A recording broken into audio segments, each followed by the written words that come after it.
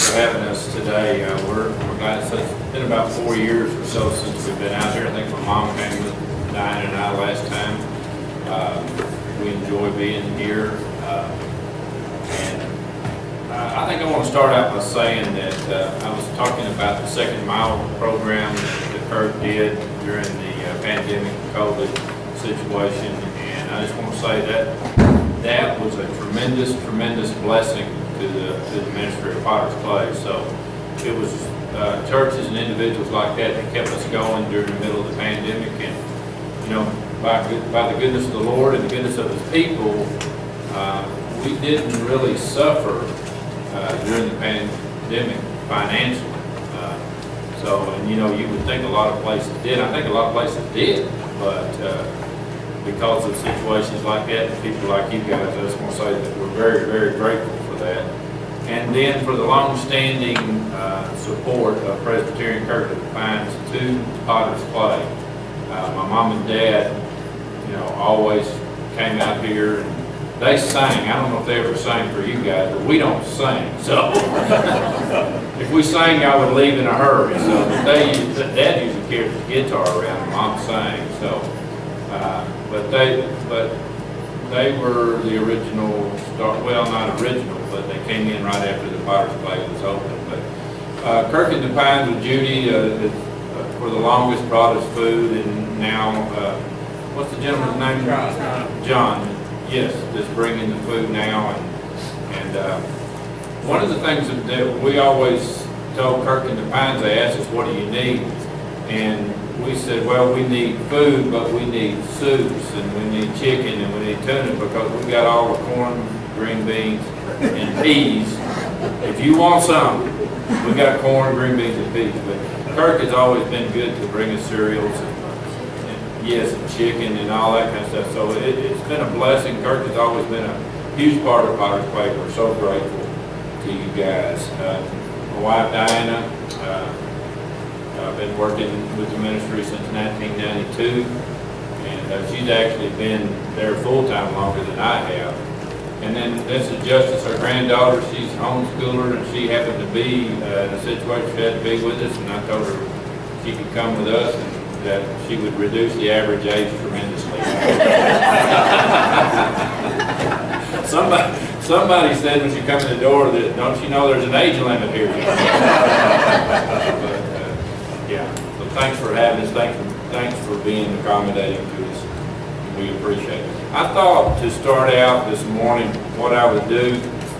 There's probably some folks in here that maybe don't know that much about Potter's Clay Ministries. So I think I've got an outline here that I'm going to try to stay to, because I tend to ramble. If I get to rambling, I don't know what I'm going to say, and then you won't know much more than when I started. So I do have an outline, and then when I get through talking about what we do at the ministry, then I'll open it up for questions. If anybody has a question, feel free to ask it at that point. And I do have to wear these. As we go along, and I learn that you got to carry these. I got like 30 pair of them that I put in one place. Y'all know, y'all done that before you're so stubborn and you won't go to the eye doctor. So I've got them positioned everywhere and lose them all the time. But, I think I want to start out with Potter's Clay was founded in 1984, and my mom and dad came in 1985.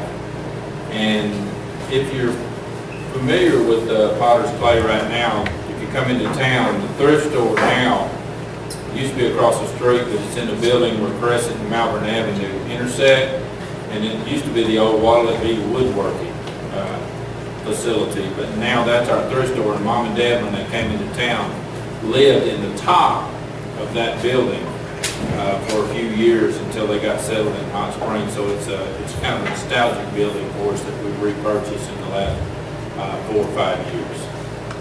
They came in 1985. My mom was director of the Dorcas House in Little Rock, Arkansas, and they asked her to come and take over Potter's Clay in 1985, and her and Dad then stayed there until basically they passed away the last few years.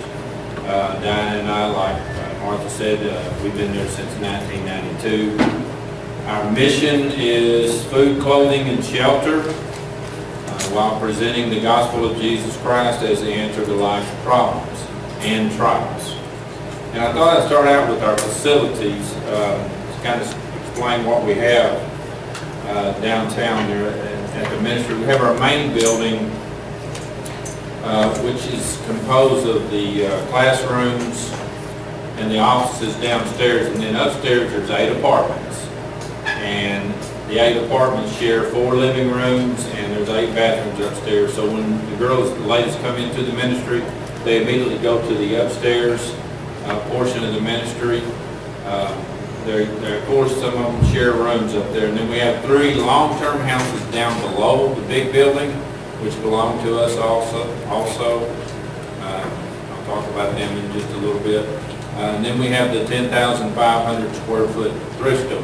There's 7,000 square foot downstairs, and then the additional is upstairs, which has been a real blessing to us.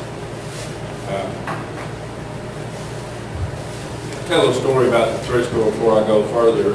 Before my mom passed away, being that they first came in to town, that's where they came. That was kind of a place that we did not own at the time, and it came up for sale. And she said, "You buy that building."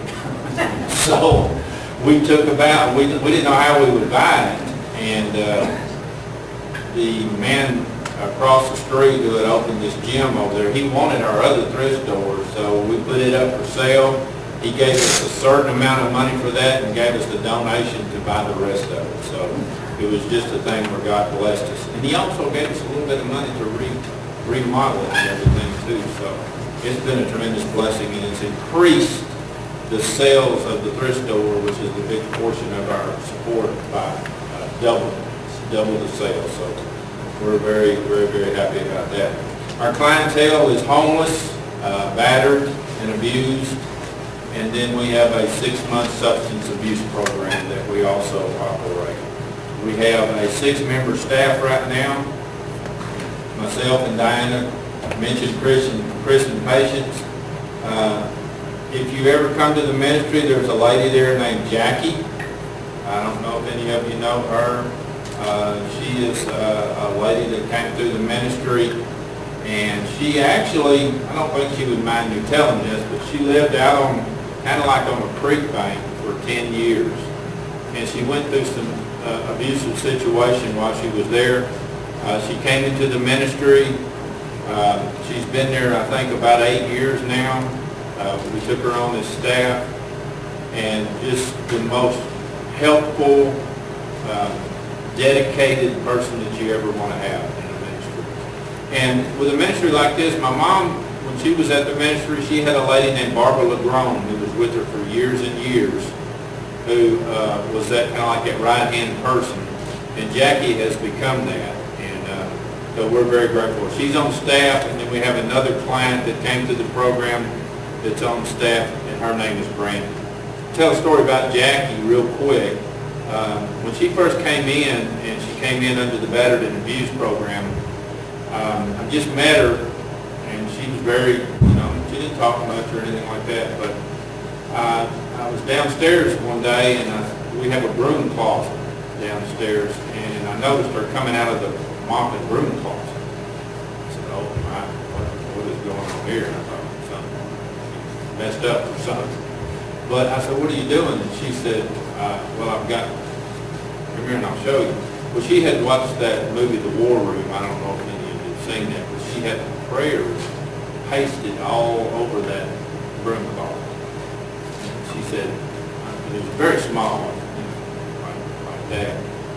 And she says, "Okay, if I do that." I said, "Well, as long as you put my name up there and pray for me, you can do it." Yeah. As a matter of fact, we've got an extra room upstairs, the storage room, that I'll fix you a place. And we fixed her a place up there, and she put all the prayer requests up there and prays for everybody. But as far as the ministry goes, she's as much or more important than anybody as far as I'm concerned, because of just her dedication and how she loves the girls. So that's our staff. Our funding, of course, is through churches and individuals. Our thrift store is probably providing about 60% of our funding right now. We do get some small private grants, but of course we accept no government or state funding for obvious reasons. We preach the gospel, biblical principles and things like that, and we don't really want anybody coming in telling us how to do it or what we can and what we cannot teach. Tell you about our substance abuse program. A lot of people, there's a lot of substance issues, as you know. In the village it's probably not prevalent, but if you go down into Hot Springs, you'll see it everywhere. Most of the homeless people, most of those have a substance abuse problem. So they're homeless, but yet they've also usually got some type of an addiction. But when they come in under the substance abuse program, it's a 6-month program, and they go through biblical training classes. We have a Christian growth class taught by a lady that's been faithful to the ministry for 20 years. I teach a class called Encountering Jesus, which is just about women of the Bible that came across the path of Jesus, such as woman with the issue of blood, woman at the well, things like that. We also have Christian anger management. That's much needed in the body of Christ. Have you ever done a book that published? Yeah. I'm thought about taking it myself. I had never taken it, but I think I need to take it. And that is so true. And then we have Christian parenting, which is taught at Changing Point, if you're familiar with Changing Point, which is an organization in Hot Springs. Actually, they do counseling to keep young ladies from having abortions, and they provide a lot of supplies and stuff for children. But anyway, down there, our girls go and they get a class down there on Christian parenting, all biblically based. We also have faith and finance class taught by another church, and a program called Getting Ahead, which started with the Christian Charitable Clinic in Hot Springs. It's now been transferred over to, there's a church downtown called Garage Church, and they're teaching Getting Ahead, which teaches them how to make wise financial decisions. We got the spiritual, but some of them need to learn certain things, like, for instance, going down to the car lot and paying $3,000 or $4,000 for a no-good car, and then paying $8,000, $9,000, $10,000 in interest on it before you get it paid for, that kind of stuff. So they're trying to teach them that kind of stuff. So we got the Getting Ahead.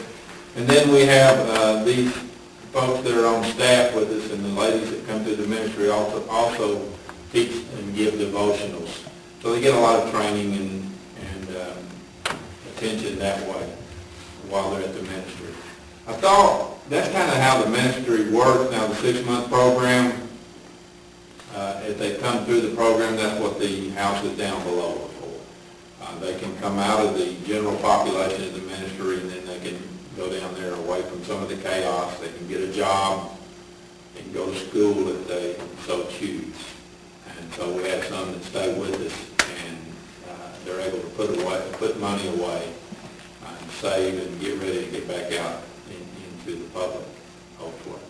And so we never charge anybody anything. If they go into this one long-term house, all they were responsible for is $100 a month to help with the utility. And that's it. Utilities, the TV, and all that kind of stuff that they like in there. But as far as rent or anything like that, they never have to pay anything. So it gives them an opportunity to put back some money so that when they do get out, then they have that money to go and get them a place. I thought what I would do to end up this portion of it before I open it up for questions, I think it's good, it's interesting and important to hear some of the cases that are going on right now in the ministry, and then maybe some of the situations that we've experienced over the 30 years that we've been involved in the ministry. So I picked out a few so you can kind of tell what we deal with and who we deal with, and some of the situations and the critical situations that some folks are in. We have a lady at the ministry right now, and of course I'm not going to give names, but we have a lady right now that she came to the gate. She had a young daughter. She had a sister that came to the ministry way back. She called me first and said, my sister's coming, but she needs to be detoxed. because she was on something, I think it was meth or something. But when she come to the gate, she was in a taxi, and said the little girl was in the back seat. She's about 7 years old. And so I looked at her and I said, your sister says you need to be detoxed. Well, obviously we don't be detoxed before they come in, because sometimes they get really, really sick, especially if it's opiate. So they get really, really sick. Well, so you're going to have to go back over there, because she wants to go to detox first. And so I looked at them, and I looked at the little girl, and I don't look too bad. And I went back in, and long story short, I felt like it was the Lord. You know, the Lord speaks to your heart sometimes, and I felt like it was the Lord saying that, like a detox situation to me. So I called her back, and I said, when she gets back over, send her right back. So we did. We took her in, brought her in the place, and the little girl didn't have any shoes on. And I said, well, we got something. She said, I need some flip-flops, you know. And she then said that she had left her flip-flops at that man's house. And so at that point, you know, I knew that there was something going on there, because she called him that man. She didn't call him stepdad. She didn't call him any of that kind of stuff. Long story short, she'd been sexually abused by the man, and the woman was abused and all that. But they've been with us 9 months now, and they're just doing great. And she said she's staying at Potter's Clay the rest of her life, and the little girl was running the place. All right? She was running it. And she is so excited, and now she's praying with people and learning Bible, and so it's just a real blessing. We have another girl there right now that came in under an abuse situation, had a young daughter, stayed with us 4 months. The ex, I don't want to get into this in great detail, but he got a lawyer, and they filed this suit against her, and she didn't know it was, she was representing herself, and they put it on the internet, and she doesn't have access to the internet. So she missed a court date while she was at our ministry. We had the girl 4 months, doing great. They took that child from her and back into that situation, which obviously not that good. Chris began to work with, you know, getting her a lawyer, and she went out and got a job. We paid for her a lawyer, and she'd already paid it all back. But that case was closed. She lost her rights and everything. We went down, or Chris went down, and went before Cecilia Dyer was her name. And she has since reopened the case. Just threw the other one out, which it needed to be thrown out. It was a mess. And this girl's living long-term down with us, and now she has a job. And this past weekend, she got her first visitation back with her daughter, and she's fixing to get her daughter back. I can tell you that. That's fixing to happen when they get this thing all back before the court again, because obviously for her to reopen that case, she saw that it was kind of rotten. So she's going to get that child back and be back at the ministry where the child belongs anyway. But she's been with us maybe 9 or 10 months, but this has been going on 5 months since it's happened. And then, of course, Jackie and Brandy, I talked to you about them, how that they came to the ministry, and they're doing quite well right now. I want to talk about, am I doing okay on time so far? Okay. I want to talk about a particular case that happened. Now I want to talk about Cindy Brown. This is how many years ago? Maybe 15 years ago. Dinah became very close with a lady that was involved in the ministry, and she came in under abuse. And she would go back and forth to this man, and she called us one night after she left the ministry, and he had actually changed her to a bed. And she got away some which way or another. We went and found her, and we got her away from him. And then she would still kind of talk, you know, the battered woman syndrome thing. She'd still kind of talk to him. But eventually, through Diana mainly, because Diana and her were just really, really close, and she trusted Diana so much that eventually she ended up going to Hawaii and living with her sister. And this man ended up going to California, and not too long after that, he's in prison now for killing and burning a body of the woman he did. So that was the situation. I personally don't believe that that woman would have ever gotten away from him and might have had the same fate as that woman in California, but he's still in prison and hopefully there until, so that was just a lifesaver. We have another girl that came to the ministry. She stayed with the ministry 10 years as an employee. She actually lives in the village off of West Galena now.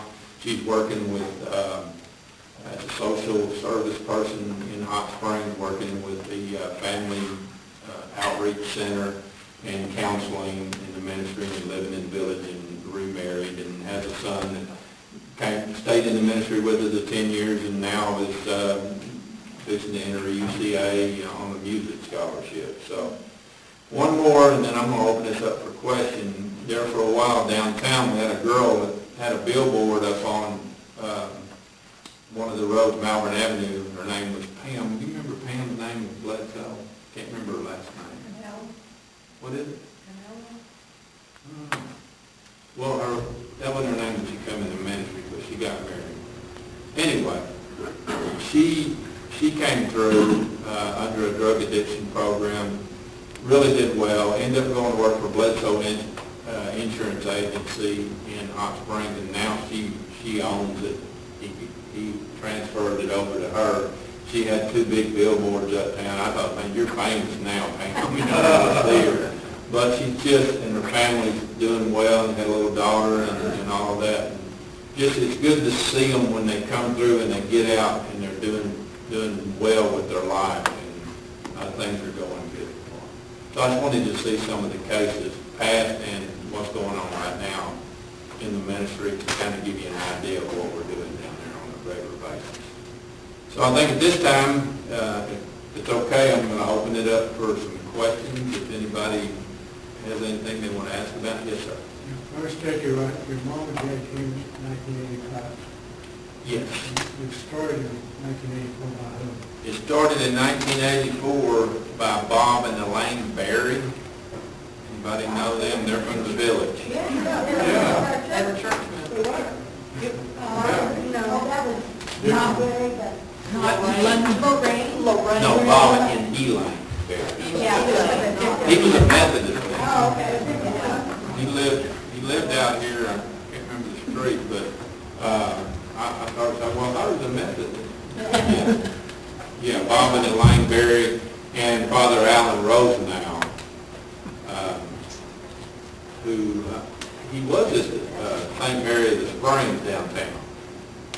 And I'm not sure he's there anymore, but they were the ones that started. And it was, from no other way to describe it, it wasn't doing well in the first year. It was struggling. And then Mom and Dad were in Little Rock running the Dorcas House, which is the same kind of a facility. And she actually directed both Potter's Play. I don't know how she did it, but she directed both Potter's Play and the Dorcas House for about a year. And then after about a year, she just felt like it was time. She felt like it was the Lord leading her to go ahead and stay here in Hot Springs. And by the way, they were the ones, I always give my mom and dad all the credit in the world, because they were the ones that stuck it out early in the ministry, when there was not much support, when it was difficult, when there was missing paychecks and all that kind of stuff. They stuck it out, were faithful to that ministry for as long as they did, basically. So we're still very, very Have you ever thought of having a new manager inviting one person from the education department, from each church to come and listen to your anger management class, and then offer it, say, to different churches, and charge $10 a person? Oh, this is financial gain, yeah. $10 per person, to each person at each church who wants to have the anger management class that we gave. Well, yes, I understand what you're saying, but we don't teach the anger management. Who does? It's a garage church. What? Garage Church. I know that's a funny name, but it's just because they started in a garage. And then they built up there. Okay. But we send them over there now, you know, I don't know what they would be willing to do on something like that. But anybody is able to come in there, as far as I know, and take the anger management class there. Yeah. How many do you have in your residence now? We only have around 20 right now. We kind of, and it fluctuates from somewhere to 20 to 30. Now, there's been times when we've had 45 or 50 there. And then the COVID thing hit, and we all of a sudden just went way down when COVID hit. And then we built back up, but I suspect that we're headed back up to having more, but we can handle comfortably 35 to 40, because we put some of them down in the long term. But right now, it's a little bit lower than normal. But usually what happens when that happens, and all of a sudden, in the next couple of weeks, here comes the budget stage.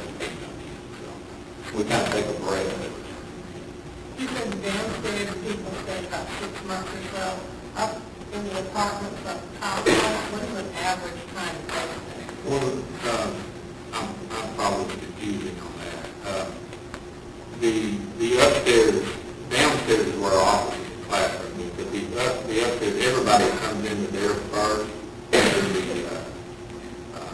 they come into the 6-month program, and stay 6 months. The ones who don't have a drug addiction or something like that, they may stay a couple of weeks, they may stay a year, they may stay, no.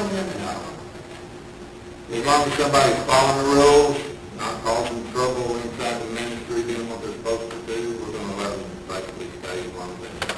You have other houses, don't you, that I think he's referring to down below? Down below, okay. Yeah, when I was there.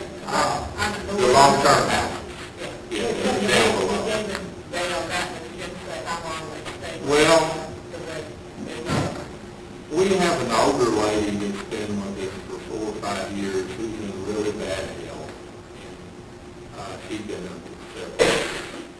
And she's kind of taken on as being a house mother of one of the long-term houses. But again, as long as they're working towards something, job, school, or whatever, and they're being productive, we don't want them to go down into a long-term house and just lay around. We want them to be doing something, trying to hit somewhere in life. So we just, as long as that's all going okay, we don't have any certain time at all. Okay. And the court, you can get the court mandate or order some offenders or alcoholics or drug abuse to come to your facility. They do, and that's another thing that when COVID happened, we were working with the courts a lot. Then all of a sudden, there's nothing there. The court wasn't sending anybody. We weren't taking in. You know how it was with COVID first. And you were afraid to take a cucumber in the grocery store, you know, and touch your nail. I mean, nobody knew. And of course, we put a lot of restrictions on who we took and, you know, testing and all that kind of stuff when it happened. But the court system, and we just now started talking back with them, and they're going to start sending more to us. I'm talking Garland County. Now, we've been getting some from a couple of other counties around close where we take them into, but we do take court-ordered cases, and sometimes those are really good cases because they basically can't go anywhere. They can't come in and run. If they do, then we report them and they pick them back up. So, yes, we do take, and we always have to take court-ordered cases. And that's the judge for, dictates how long they're supposed to stay, is that right? Well, no, when they're court ordered to us, they're gonna work our program. And then Judge Owen, I don't know if y'all are familiar with him, the district court is now the circuit judge. But Judge Owen has worked with Potter's Place for a long, long time, but now he's moved over into the circuit court where all felony cases are. When he was in district court, it was mainly people that were getting picked up on by having some substances on them when they got pulled over or whatever. but now he's dealing with the heavier cases. So we kind of stay on that other end because, we get them upstairs and you know what you got sometimes. But we just had a meeting the other day with the district court, so we're going to start taking some more cases back from Garland County to the district court. But there's a place called Shalom in town that works more with the criminal type cases, the harder cases, I guess you would say. And they even take people from ABC, our Department of Corrections, to bring them in and run a good 3-month program. But we're trying to stay more, especially since we take children. We try to stay more on the cases that are less violent. Yes, ma'am. First of all, I want to know, do you have Hispanic and Hispanic, Spanish-speaking counselors? We do not. Okay, my daughter is on an education board, and she's fluent Spanish. Really? Had to transport a case from here, straight to Lower, because of the Spanish Yeah. situation. We've had quite a few cases where they come in where we have to communicate the best way we can to find somebody that speaks Spanish. So, you do come across those cases. I don't speak any of it at all. I'm sorry. I didn't mean to make that noise. The other thing I want to know is, do you have any sort of training program for, like, teachers that are trying to get back into the working world, how to direct appropriately, That giving a head, the social aspect of that giving a head class that I was talking about, that taught, it actually was taught by Charitable Christian Clinic, but then it moved to Garage Church and First Baptist in town is involved in that too. So they get into some of that stuff there and just on how to handle themselves. We also have a counselor that comes in every Tuesday and works with some of the girls that have some issues, especially the ones who have had an abortion. There are those that come through, there's some counseling going on in that area, but they counsel in all areas. Yeah. I have a question. I know you know, wonderful success stories. My question is, and I know there are some who come to you and like you say, run. Do they ever come back? Oh, And then how do you deal with that? Or do you have a 3-strike policy? Or what do you do when it's a difficult situation? yeah.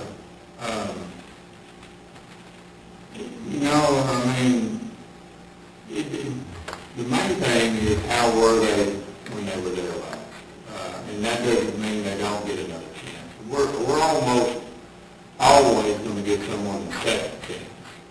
They have to be pretty bad for not to get a second chance. We had one girl that come in there that, she had all the plates on her and then, we had to have a staff member and police and tackle her and all that. You can't have that when you got children and women. But, I don't know, we've taken women 3 and 4 times, sometimes. As long as they're willing to come in and go by the rules and all that, we're going to give them a chance. And on the other side of that, even if they were, pretty bad the first time, maybe this time they're in a little bit different position in their life. Sometimes it takes that second time. We had a lady that wrote us a letter back a few years ago, and she said, I just want to thank you for the ministry there. I was very bad when I was there. And she said, I only stayed in your program 1 week. I didn't like it. I didn't like nothing about it because she was just, at that point where she was just kind of standoffish. But she wrote this letter and she said, I want to thank y'all because I did go through some pressure, even for a week there. And she said, now I'm teaching Sunday school. She was in Missouri, and my family's back together, and I'm doing all that. She said, it's because even though I was acting bad on standoffish, I did receive something while I'm there. So sometimes you don't really know. Maybe they're really bad and they're not at the end of the rope that first time. Second time, You give them another chance, even though you're thinking, oh no, that person's terrible. We're going to give them another chance and then see what happens. Where's the blood store? Right, it's close to the Potter's Clay. Right, it's close to Potter's Clay, and I'm thinking that might be down on Valley Street, right down there. Across from American Ministries, it's crossing American Ministries. Sure is. They used to do the fashion show and have usually someone with a testimony of the success that they had made. And I imagine that's one of the big blessings for you when you hear back from people years and years ago that have gone through the service that you give. Right. I was surprised at the number that have successfully made it. I mean, you don't give up. You don't give up. And I wondered, are there some that have really surprised you at their success after? Yeah, I mean, sometimes you bring up a really good point, because sometimes the ones that they did nothing, or they weren't there very long. We've had people like that come back and they're changed, because, well, it's a spiritual principle, the word doesn't come back void. Once the word goes out, once they're taught, it's in there, and they got to deal with it at some point. Well, sometimes maybe somebody else, like where the Bible talks about someone plants a seed, someone waters, and then God gets the increase. Well, we may not have any success that it looks like on the front end, but then somebody else comes along, but that's inside of them. So, yeah, there's some that you look up and down and keep up with them on Facebook. She'll tell me what's going on with so-and-so and all these people. I don't do Facebook, but I rebelled against the cell phone.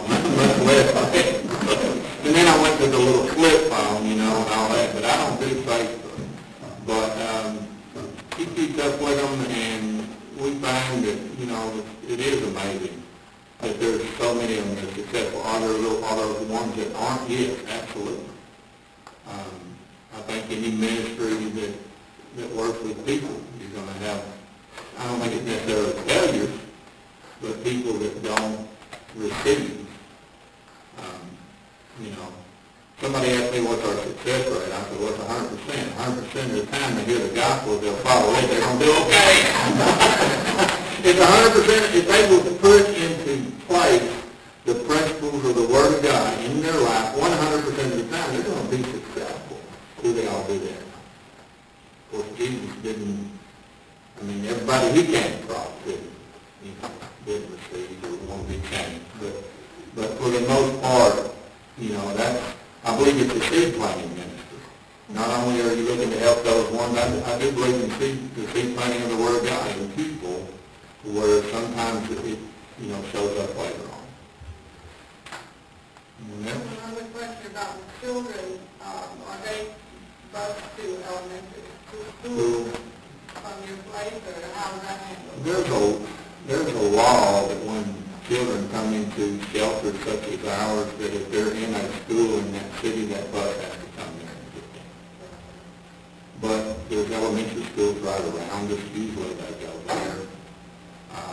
But sometimes we'll have like Hamilton school bus pull up out there and pick up. They have to do it. So plenty of schools right around there for elementary. What kind of follow-up or what kind of process do you have if there's dental or visual or hearing or any kind of medical issues while they are residents with you? Do you provide them with an opportunity to get some pro bono, or do they just speak to that issue? Well, of course, they all have health insurance when they come in, most of them, because of the way health insurance is now. Back long ago, it wasn't that way. Now, National Park Medical always handled it. They were one of those hospitals that received government funding, so they couldn't turn people down like that. There's usually some dental in town that helps